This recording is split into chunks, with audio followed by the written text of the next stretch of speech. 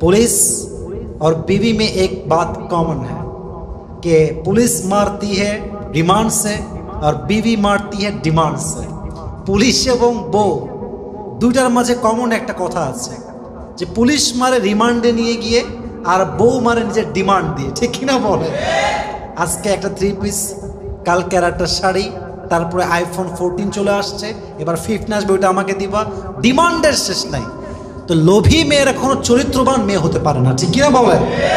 নারীকে চেনার উপায় সে কি চরিত্রবান নাকি চরিত্রহীন এটা বোঝার জন্য প্রথমে দেখবেন তার মাঝে লোভী স্বভাবটা আছে কিনা।